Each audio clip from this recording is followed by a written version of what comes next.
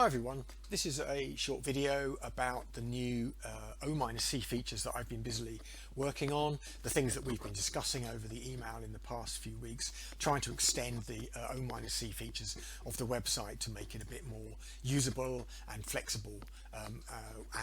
Let me just go over what I've been doing. I haven't yet uploaded the changes to the website. We are actually looking at the website on the web here. I'm going to show you first what we currently have before I switch over to showing you my local development website, where I will show you all the new features, and hopefully then we can discuss whether we like what we see or don't like what we see, or we want to add something or not. And I thought making a video is the quickest way to show you what's going on. So, as you know, the way it works, and I've made videos about this, there is a video on our video tutorials. Here we go, O-C plots. If you want to learn about the structure of the files that are required to upload, you can look at that video. So I won't go into the details. I will just show you that let's say we click a star, HS0705, and if we want to upload one of those files, we click the update button and we scroll down and we select that we choose a file and we choose an O-C spreadsheet, workbook, and then we press the submit button. So I'm not going to do that because that's the way that we would upload a data file in the first instance, or subsequently with some changes.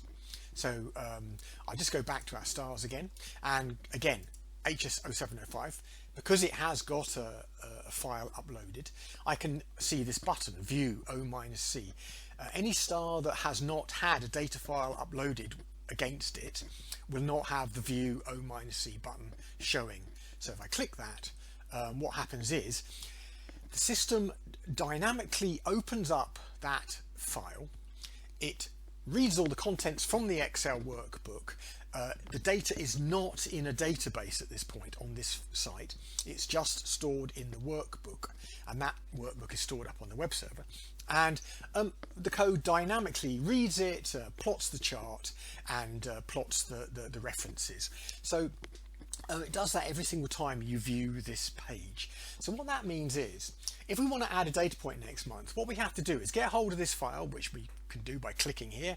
We then open it in Excel, we add a data point, or we correct something else, maybe a spelling or something, whatever it is. We add a reference and a new reference number on the references page, something like that, and we then have to go back through that process of re-uploading, and the file would be stored again against this star. Could be a different name, but it will basically store that file and go through the same process. So it's not convenient. It's not really convenient for simply adding a data point, as John has mentioned. It'd be really nice just to be able to add a data point, and maybe delete a data point, and actually have a bit more flexibility, with the system. And that's what I've been working on.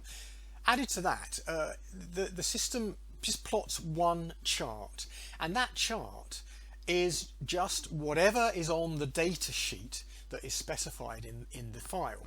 So the system, it's just coincidental whether or not a star has got a quadratic coefficient. In this case, the quadratic coefficient has got a value, and it just so happens that this is the quadratic view, chart. If we were to set quadratic parameter to 0, it would be a slightly different chart. So it would be nice, wouldn't it, if we could have both charts, the one with the quadratic and the one with the linear, so we could see them both. And indeed, that's what I've been doing. Okay, so let me now switch over. I'm going to now run a new tab. I'm going to run my local host, and I'm going to close down the tab so I don't get confused. I'm going to close down the website, and now I'm running my local host, which is on this very computer that I'm talking on now, and this has got all the new code in it.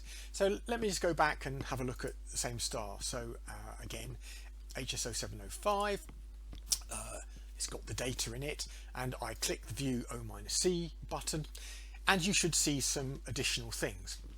Firstly, I'll scroll down and you can see that we've got a linear residual and a quadratic residual chart.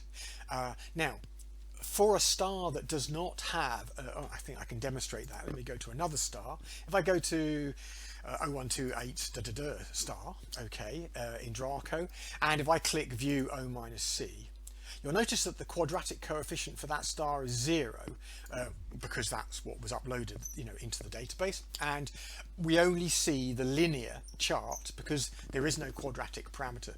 So the system is clever enough to know that it can it can plot both linear and quadratic on the website, because it knows whether it's got a quadratic coefficient to play with or not.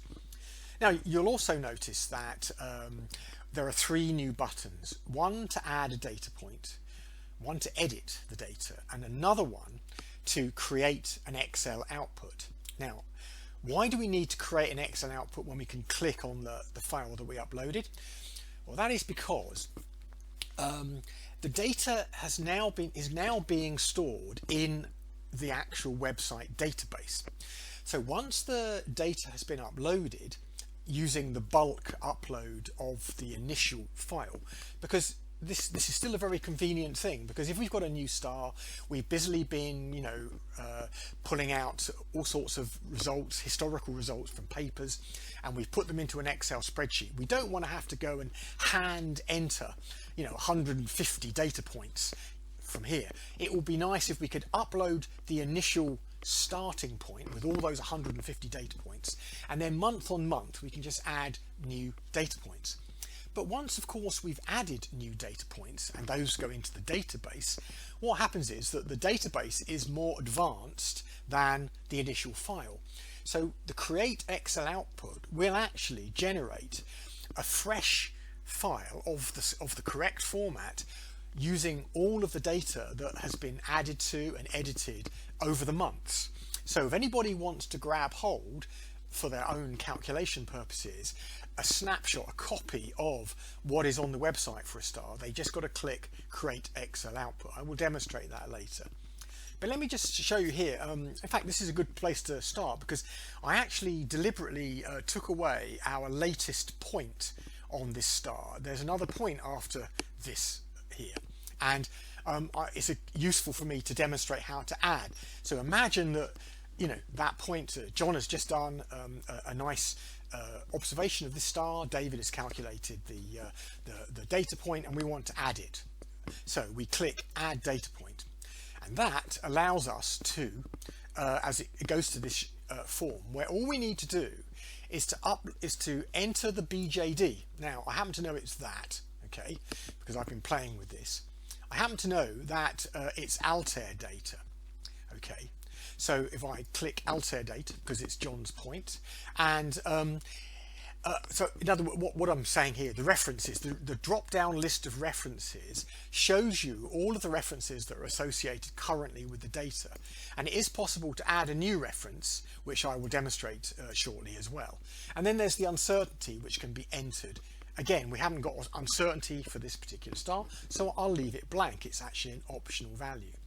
Now if I submit, so notice all I've had to do is to enter the BJD and the name of the reference, which is from a drop down selection, and I click submit, and we go back, it says your new O-C data has been added, and lo and behold there is a new data point at the end, okay, which has been added, and it's for the color is for Altair. So that is the process, simply the process of it calculated the cycle number, it calculated the O-C values and everything, and stored it in the database. So having just added this new point and associated it with the existing Altair data reference, supposing that there was something wrong with that point, maybe I'd associate it with the wrong reference, or I'd entered the BJD slightly wrongly, something like that, and we wanted to correct that. So what we can now do is click the edit O-C data. Now this takes us to a long list. In this case, it's a row for every single value in the O-C data for this star. And that's a little bit unwieldy, but I've added this filter by reference, so I can choose this chap here and click submit, and he's only got one data point in the data set. this group here, submit, there we go. They have, so it's a lot easier to find points. So if I go to Altair data and submit, we have quite a few points, but much easier to manage, just over a page of points. And here's the point that I just added. Let's say something was wrong with that. I can now elect to delete, and so I get a warning, I get a summary of all the data, so I can just check that is the point, and then I can say delete, and again it asks me, am I really sure? I say yes. Okay, so that has now gone. If we look at Altair data, that data point is no longer there. And well, to check that, let's go back and look at the chart, and there it is. We've lost that little point at the end. So let me demonstrate this. I'm now going to add data point. Again, I'm going to try and correct that. I'm going to put the same, assuming the BJD value was the same, but let's say I actually wanted to put a new reference. Maybe we want to put something like new Altair data 2020. All I've got to do is type in the new reference, one that doesn't exist in the drop down. And what will happen is it will create a whole new reference for that and assign a number to it. The next number in the list will be assigned to that reference. So let me submit that. And now we see that same point, but maybe a little bit difficult to see, but it's a dark red as opposed to a purple point now. And it says new Altair data 2020.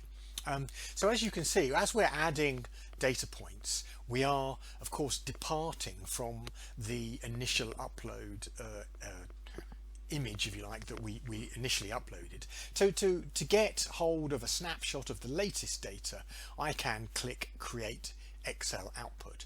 If I do that, it takes me to this screen. It's already done it, and it says click here to download this file that it's just prepared.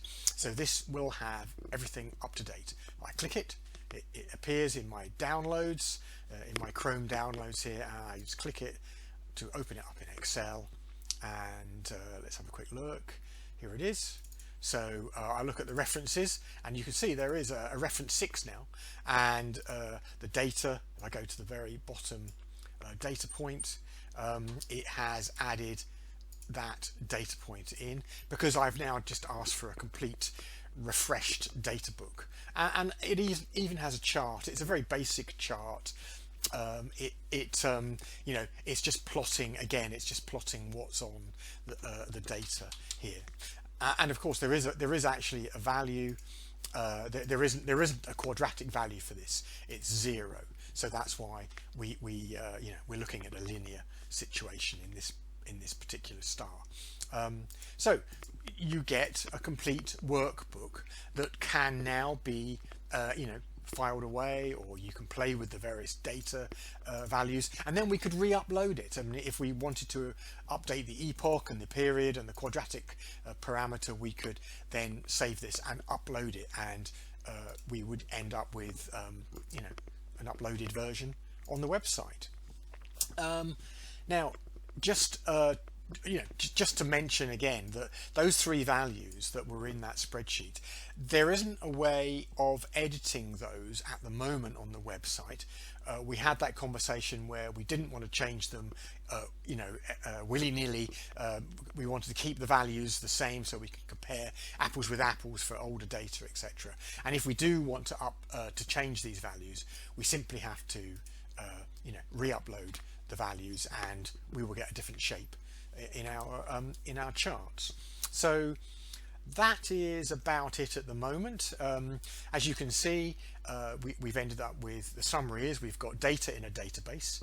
We have got the ability to add and edit and delete those data points individually, without having to re-upload, and we've got the ability to grab an Excel template, a complete snapshot of the system as it sits in the database at the time.